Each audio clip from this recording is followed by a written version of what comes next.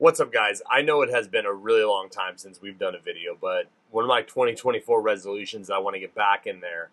And today I created a video for you that I think is exceptionally good. It's been something that I've been working on for a really long time, so I've been kind of cutting clips together so that we can talk today about the hand trap and its accessibility in real fighting, in MMA, in kickboxing, in bare-knuckle fighting. Obviously, the hand trap has been around for a really long time. So the first thing I want to do today is I want to take you through some real-life examples that we have, and there's a couple of different versions that we're going to show you. And the second thing that I want to do is I want to actually show you how you teach this to your students. Cool. So let's go ahead and get started. We're going to switch over here to the video.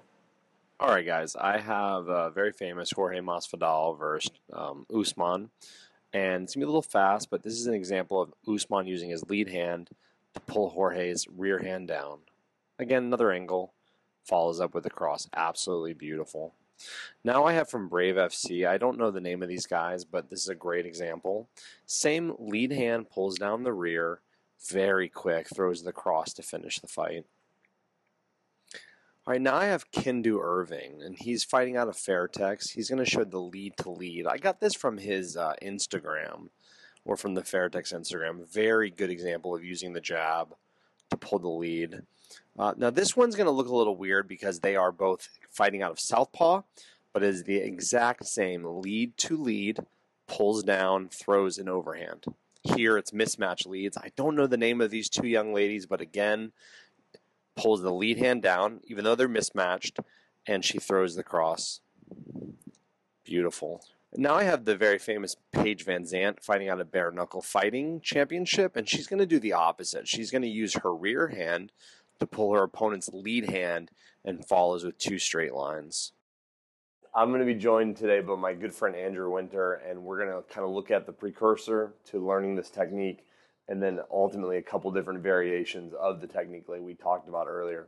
So first thing, most important thing is that my student has to be able to do the double jab cross. So just to start off with, what's a good double jab look like?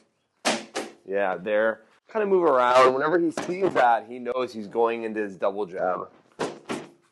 If he feels good with that, then we need to add in the cross. Nice, clean. Everything goes back to his face. Really, really important.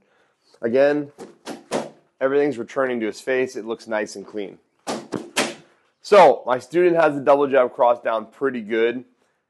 That's when we're going to move on to the hand trap. So there's three versions of the hand trap that we're going to look at. The first one is going to be the lead to lead hand trap. So we're here, guys, I want to say this. Recently there was a one championship young lady that was trying this, but the other fighter's guard was really high, so she couldn't get the pull down. For me, we're looking at his hands are right around his chin. Hands are up super high, you're not going to get away with it, okay? If my hands are low, we go lead to lead. So he just reaches through, like he's throwing a jab here, but he is short of that and he pulls. When he pulls, his hand comes immediately back to his face. We've been seeing a lot of videos where the guy pulls and his hand comes here or his hand comes here. That's not what we're looking for, okay? Just like any other punch, when he pulls, his hand will return to his face, which gives him the cross. That's going to be the first one, which is a lead to lead with the cross follow-up, okay? Let's show the other side of it. We'll be over here. We're on the other side. The same idea. He pulls through my guard. His hand returns to his face, and that gives him that cross. You see that? Again, he's essentially splitting my guard to throw the cross. One more time. I can't stress this to you enough. When we come in and do this, when he throws his jab, his hand comes back to his face. He's locked and loaded.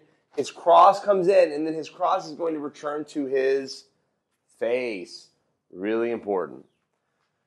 The immediate follow-up, obviously, would be the hook, so we'll do that really slow. He pulls the hand down. He throws his cross, and that gives him his high hook. A lot of times that high hook's not going to be successful because when he throws, that one's good, but the other guy's going to immediately cover his head. Obviously, when you get hit in the head, you cover your head. That's pretty common. The alternative would be that shot's going to go to the stomach. He throws and scores. I cover. He goes to the stomach body area. Make sense? That's the first one, lead to lead. The second one, we're going to start over here. This is going to be his rear hand, still pulls my lead hand, and when he pulls, he's going to step a little bit for a jab. Right there. Okay? Again, hit the mic. He pulls my lead hand while stepping, and that gives him his jab. So we'll do it again. He pulls the lead hand, steps into a jab. The immediate follow-up here is going to be his cross, right? And that's a weird line, right? So what we're going to do is we're going to bring it way over here so you guys can see that. We're here. He pulls. When he pulls, he's stepping that way.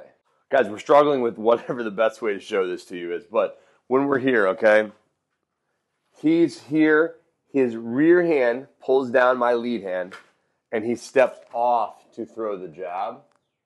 All right? Again, guys, he pulls the rear hand, he steps, he throws his jab, okay? Obviously, his cross is going to be that follow-up shot right there, okay? In the Paige Van Zandt example that we used earlier, when he throws this and throws his jab, she stepped back. So all he has to do is step forward, and that still gives him his cross, okay? So again, if I'm kind of back here and I throw the first one, that lands and I go, oh, that's not good. I step back.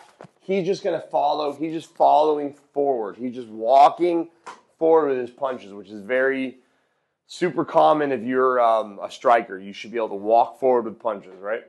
The last example that we're going to look at, guys, is his lead to my rear, okay? So before he was going lead to lead or rear to lead. Now he's going to attack my my rear hand. So when he attacks my rear hand, he has to step to the side a little bit, guys. And that was, Andrew made that a little bit big. And at first, you're definitely going to do that. But sometimes it's literally just an accent step right there. Okay, and why is he doing that? He's here. He's got me basically covered. But when he throws, he steps that line. And that gives him this side of my head, right? Because again, let's say I'm here, and I know that's blocking the camera, but that's kind of the point. When he pulls my hand down, I might cover here. He still has a good line, right? So we'll come back over here. And when he pulls my hand down, obviously the immediate line is the cross. But he's also got now, if I start to cover, now he's got the liver. See that shot? Okay. On the other side of that, same idea, guys. He goes his lead hand to my rear hand. He accent steps. He cheat steps off. I'm going to cover just like I normally would, right? I'm here and I go, oh shit, he got me. I cover. The line's still there. Boom. I try to cover my head.